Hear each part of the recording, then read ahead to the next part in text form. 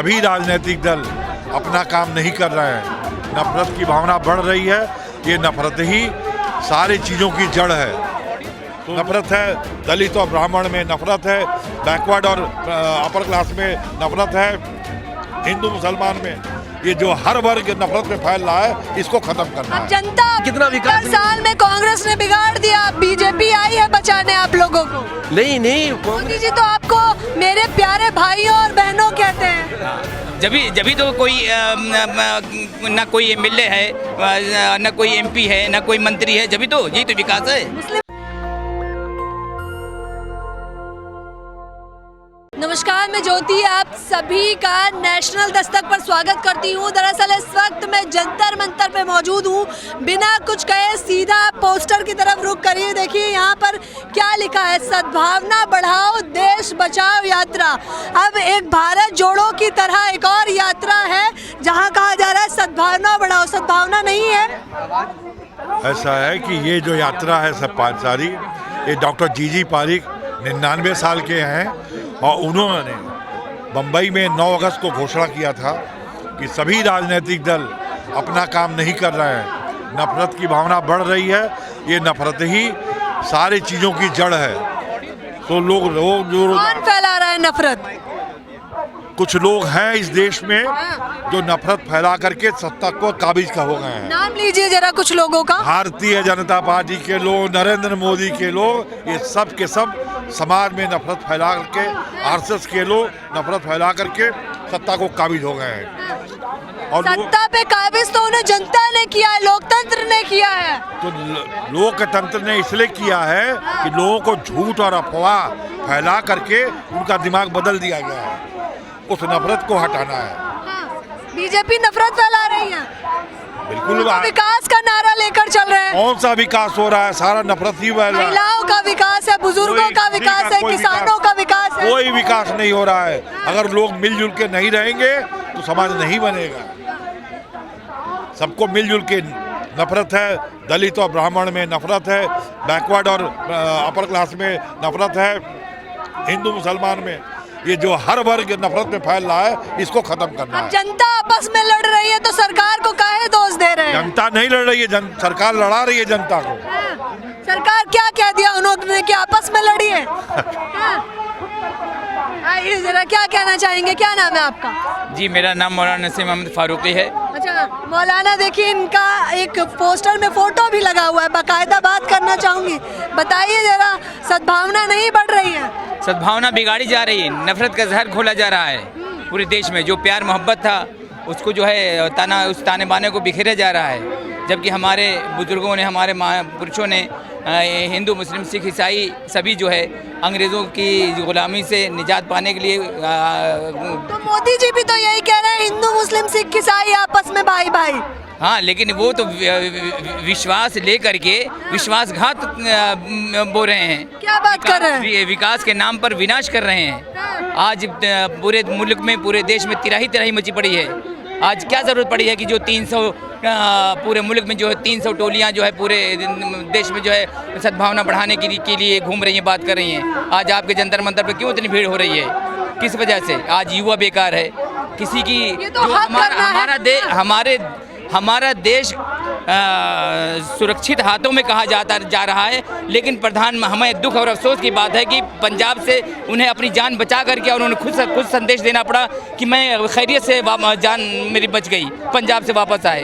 तो विपक्षी दल की साजिश थी। ऐसे सुरक्षित हाथ में नहीं, आप मना कर रहे हैं। नहीं विपक्षी दल की साजिश नहीं, ऐसा कैसे हो सकता है? प्रधानमंत्री विपक्षी पार्टी कैसे कर सकती है हमला? ऐसा नहीं हो सकता। वो तो अच्छे काम कर रहे हैं इसलिए उन्हें दबाने का प्रयास किया जा रहा है। कोई नहीं दबा सकता प्रधानमंत्री साहब को, कोई नहीं दबाएगा। बताइए, अच्छे दिन लिया है आपके?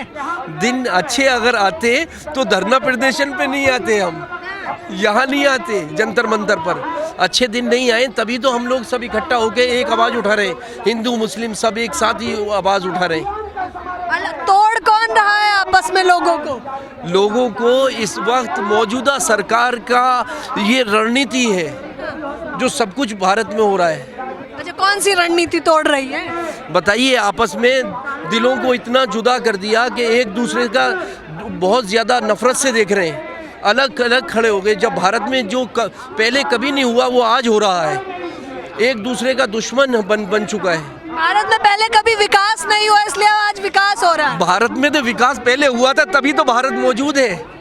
देखिए आप भारत में कितना विकास। 10 साल में कांग्रेस ने बिगाड़ दिया, बीजेपी आई है बचाने आप लोगों को। नहीं, कांग्रेस ने तो बहुत कुछ किया है। ये सब कुछ फ्लाईओवर वगैरह ये सारी चीज़ें कांग्रेस की देन है। दिल्ली में जो विकास हुआ है सारी रणनीतियाँ कांग्रेस की हैं।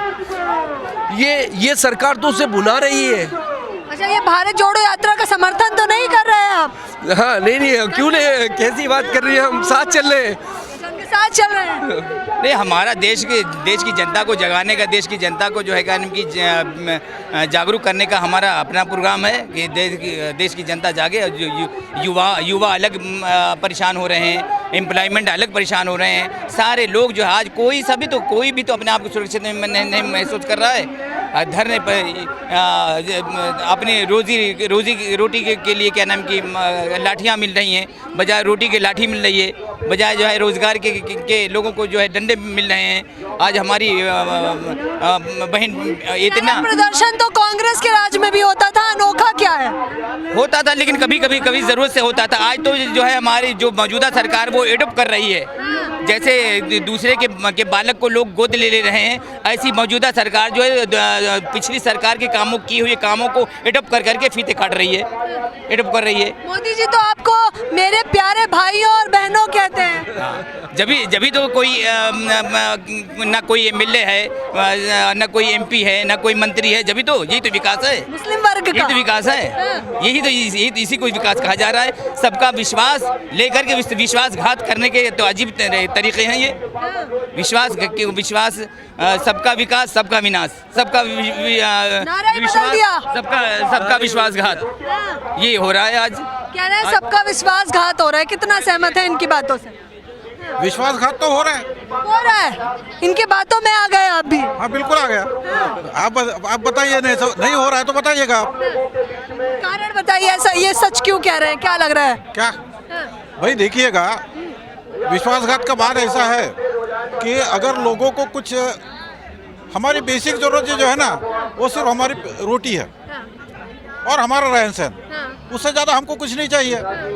अब वो ही नहीं मिल रहा है, वही हमसे छीना जा रहा है। कौन छीन रहा है आपकी रोटी? सिस्टम छीन रही है। किसानों की आय दोगुनी करने के बाद भी रोटी छीन रहे हैं। कहाँ दोगुनी हो गई है बताइएगा, कहाँ दोगुनी हो गई किसानों की आय? एक चीज़ आप मुझे बताइए जो दोगुनी हो गई है या जो सही ढंग से चल रही है, एक चीज़ बता दीजिएगा।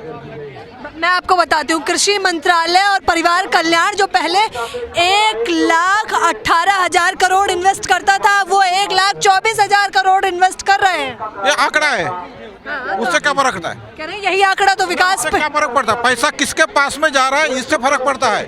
कहाँ इन्वेस्ट कर रहे हैं ये नहीं। अगर पैसा इन्वेस्ट कर रहे हैं और वो पैसा अगर व्यापारियों के पास में जा रहा है तो उसका मुझे क्या फायदा? अच्छा, ये कह रहे हैं कि पैसा बजट दिखा के खाते में अपने डाल लिए हैं। अपने नहीं, वो बंदर बाट चल रही है। बांट लिया है, बंदर बाट चल रही है। नाम क्या है आपका? मेरा नाम महेंद्र तारणेकर है, मैं नागपुर से। महेंद्र जी कह रहे हैं कि भगवान राम का अवतार धारण करके आए हैं मोदी जी। किसने बोला? सभी लोग कह रहे हैं 56 इंच का सीना है, भगवान राम की छवि है। भैया आप तो 2 मिनट के पहले बोल रहे थे कि वो सबको भाई और बहनों कहते हैं। विभीषण रावण को भाई कहता था, लेकिन गद्दारी किया। विभीषण है मोदी जी? नहीं, मैंने कब बोला? मैंने ऐसा नहीं बोला। मैंने सिर्फ आपको बताया कि भाई और बहनों कहने से भाई और बहन नहीं बन जाते हैं। बर्ताव भाई और बहनों जैसा होना चाहिए हमारा। बताइए, मोदी जी का बर्ताव नहीं है भाइयों बहनों? को नहीं बोल रहा हूँ मैं, मोदी को कह रहे हैं, बोल रहा हूँ। किसको कह रहे हैं? खुलकर बोल। मुझे भरवा देगी कल मोदी मेरे घर पे ईडी भेज देगा, कैसा होगा मेरा? अरे बेबाकी से बोलिए, स्वतंत्र हैं आप तो। नहीं, स्वतंत्र तो हो और मेरे पास में ईडी भेजने लायक कुछ नहीं है। आप चिंता ना कीजिए, गरीब आदमी हूँ मैं। गरीब आदमी है? हाँ जी। बताइए, भाई बहन बोलते ही हैं, मानते भी हैं? आप बताइए अंदर की बात। जी, इस देश का किसान धरती पुत्र है और उसके साथ क्या हुआ, 13 महीने रहे और 13 राउंड की बातें हुई। कितना विश्वास हासिल किया? कह तो रहे हैं मैं अपने प्यारे भाई बहनों को समझा नहीं पाया जरा। हाँ तो लिए कर रहा था कि नोट समझाना चाहते हैं आप मुझे बताइए तो क्या आप समझाना चाहते हो भाइयों बहनों को? समझाना क्या चाहते हैं? कृषि कानून जो लाए थे वो आपके हित में लाए थे पर समझा नहीं पाए। बिल्कुल बरोबर है, हमारे हित में है। ये किसने बोला? मोदी जी बोले हैं। मोदी जी बोले हैं ना, और कौन बोले हैं? अरे पूरी बैठक बोल रही थी उनकी। अरे मैंने बोल रहा ना मेरे हित में है करके। अभी मैं बेनिफिशियरी हूँ और मेरे हित में है करके मुझे नहीं लग रहा है तो मेरे हित में नहीं है। बहुत सिंपल बात है। थोड़ा इसका बताइए, जो आपने मंच का ये पूरा आयोजन किया है, क्या लग रहा है, क्या क्या बदलाव आएंगे? सद्भावना लोगों में बढ़ेगी, लग रहा है, आपको भरोसा है? जो सद्भावना बनी हुई थी उसको जो तार तार किया जा रहा है, तोड़ा जा रहा है, जो शिरादा बिखेरा जा रहा है उसको इकट्ठा करने की फिर से देशवासी हमारी कोशिश कर रहे हैं। और पूरे देश में जो है 300 प्रतिनिधि मंडल निकले हैं और जो देश को की एकता और भाईचारा को जो बिगड़ रहा है और जो नफरत का जहर घोला जा रहा है उसको जो है नफरत को ख़त्म करने के लिए और भाईचारे को बनाने के लिए, इसलिए जो है देश हमारी ऐसे मंच की आवश्यकता है जी। बहुत अच्छा, जो हम आज़ादी के समय में नारा लेकर चलते थे कि सरफरोशी की तमन्ना अब हमारे दिल में है, देखना है जोर कितना बाजुए कातिल में है, यही नारा आप भी लेकर चले। जी जी जी यही नारा है और यही सच्चाई है, ये हकीकत भी है। इसकी ज़रूरत है इस वक्त पूरे भारत में इस चीज़ को लाया जाए और तमाम लोगों को इस पर खड़ा किया जाए। फिर से क्रांति आ रही है मुझे लग रहा है ये देखकर। तो हम ये सोच रहे थे कि मोदी जी की शक्ल में हमें वाजपेयी जी दोबारा से मिल गए, मगर ऐसा नहीं हो पा रहा। मोदी जी वाजपेयी जी की शक्ल में पूरे खरे नहीं उतर पा रहे। क्या क्या मांगे क्या है बताइए, हो सकता है सुधार कर ले वो।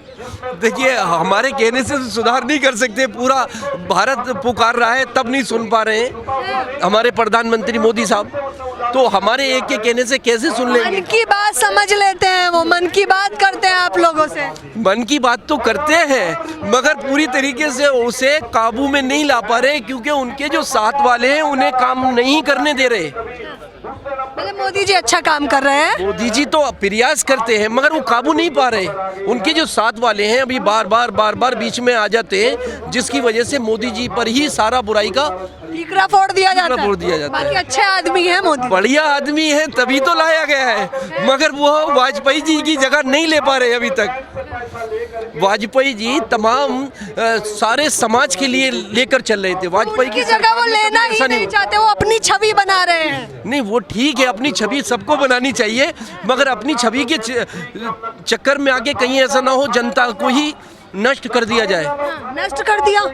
देखिए अपनी छवि बनाते बनाते पता ये चला कि जनता ही सारी त्राही मच गई। हाँ देखिए आप भूख से सब परेशान है इस वक्त, देख रही हैं आप, रोजगार नहीं रहा, नौकरियां नहीं रही, सब कुछ प्राइवेट में जा रहा है, सब कुछ प्राइवेट ठेके हो गए, सारे डिपार्टमेंट प्राइवेट दिए जा रहे हैं। तो याद आ रहा होगा आपको, मैं देश नहीं बिकने दूंगा।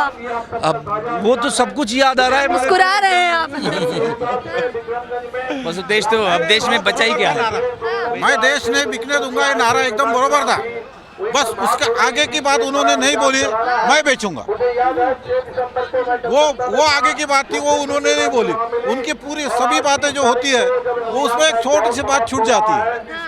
पूरी बातें नहीं करते। मोदी जी कह रहे हैं कि मैं देश नहीं बिकने दूंगा का जो नारा था उसके पहले लाइनें ये हो जानी चाहिए थी कि मैं ही बेच दूंगा, मैं दूसरों के हाथ में नहीं बिकने दूंगा। देखिए कितनी बेबाकी से लोगों ने अपनी बात रखी, बड़ा ही दिलचस्प है और सही बात है। अगर इन लोगों का कहना है कि आपस में फूट डली है तो ये नारा जो हम लोगों ने शुरू में लिया था देश आज़ाद करते समय कि सरफरोशी की तमन्ना अब हमारे दिल में है, देखना है जोर कितना बाजुए कातिल में है। तो जाहिर तौर पर इन लोगों से बातचीत करके मुझे बहुत अच्छा लगा। इस पूरी खबर के बारे में आपकी क्या राय है मुझे बताना बिल्कुल ना भूलें। मेरे साथ बने रहने के लिए आपका बेहद शुक्रिया।